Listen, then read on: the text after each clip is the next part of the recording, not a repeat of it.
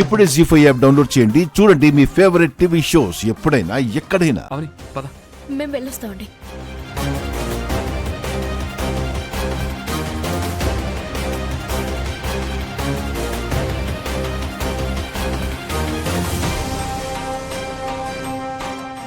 రా శాంత, రా.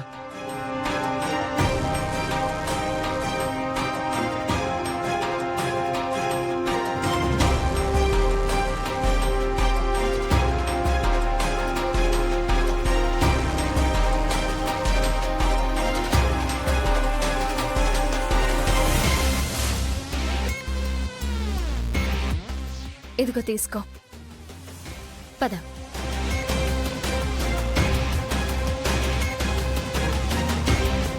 నీ వంటి వారు నా వంటి వారికి దైవాన్ని నమ్మమని చెప్పాలి కానీ నమ్మొద్దు అని చెప్పకూడదు.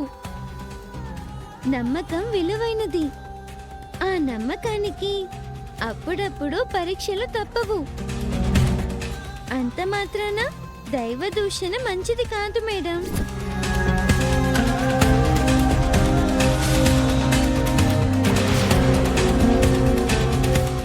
ఈ బొట్టుని మీ అమ్మకి పెట్టండి. ఆమె ఆయుష్కి ఎలాంటి ఆపద రాదు, సరేనా?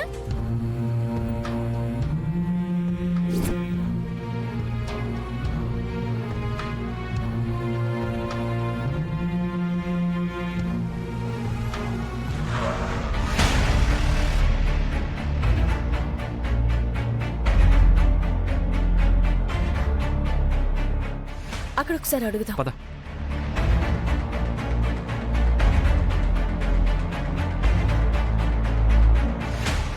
ఎక్స్క్యూజ్ మీ అండి. చెప్పండి. అన్నా, ఇక్కడ ఒక చిన్న పాప ఏమైనా మీకు కనిపించిందా? అంటే అక్కడ గుడిలో ఉంటుంది కదా. చూడలేదు మేడం. ఇంత హైట్ ఉంటుంది. చూడలేదండి.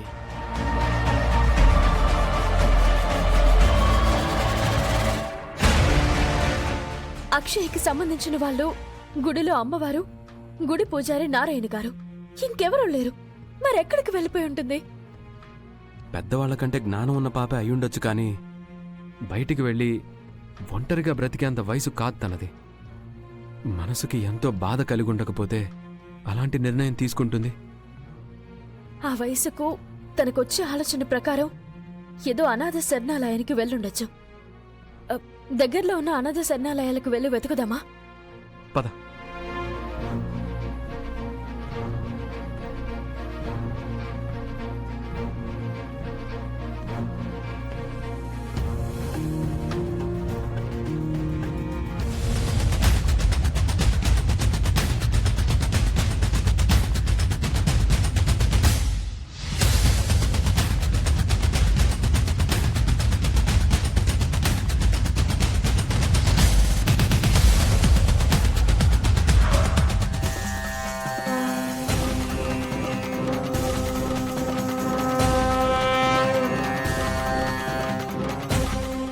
ఏమైంది?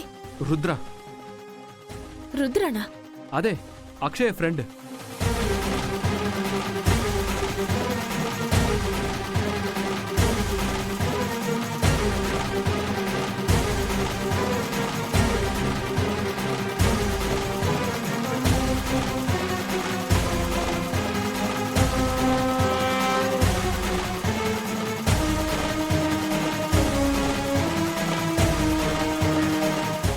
అక్షయ ఇంటి నుంచి వెళ్ళిపోయిందని తెలిసింది. ఆ కావేరి వల్లనే వెళ్ళిపోయి ఉంటుంది. అక్షయ అలా వెళ్ళిపోవడం మాకు చాలా బాధగా ఉంది. తన గురించే వెతుకుతున్నాం. నీ ఫ్రెండ్ నిన్ను కాపాడి ఇంటికి తీసుకొచ్చింది, ఇప్పుడు కనిపించకుండా పోయింది. నీకు బాధగా లేదా? మేము చాలా చోట్ల వెతికాం, ఇంకా వెతుకుతాం. దొరికే వరకు వెతుకుతూనే ఉంటాం. నువ్వు కూడా వెతికి ఇంటికి తీసుకురా. నీ ఫ్రెండ్ నువ్వు చాలా చోట్ల తిరుగుతూ ఉండేవారు కదా, తనెక్కడుందో నీకు తెలిసే ఉంటుంది. నీకెక్కడైనా కనిపించిందా? కనిపించిందా? ఎక్కడుంది? మమ్మల్ని తన దగ్గరికి తీసుకుని వెళ్తావా? అయితే పద. అవని, ఎంత దూరం తీసుకెళ్తుందో తెలీదు. మనం కారులో ఫాలో అవుదాం. పద. దగ్గరలోనే ఉందా? దూరమా?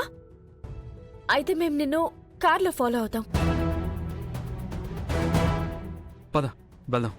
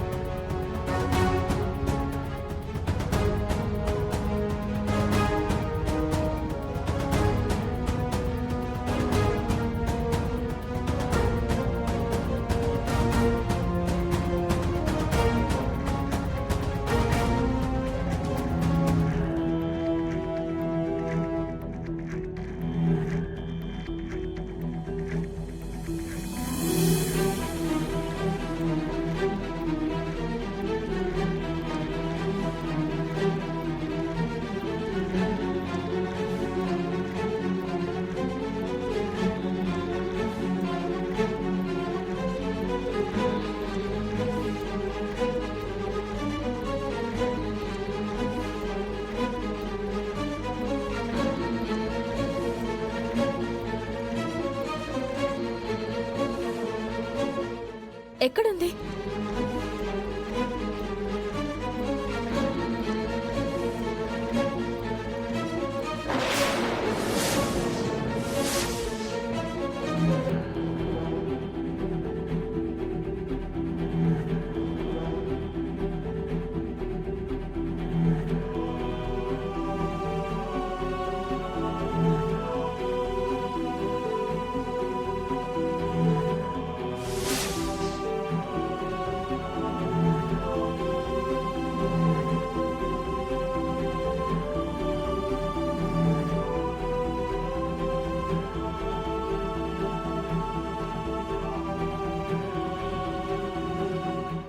అక్షయ?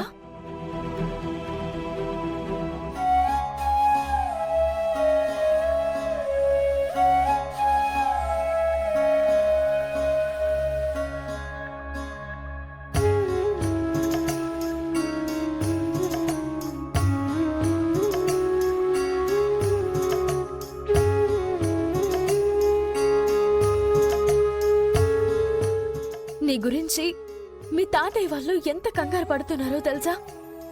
అందుకే నిన్ను వెతుక్కుంటూ వచ్చాం. నువ్విక్కడ ఉన్నట్టు రుద్ర చూపించాడు.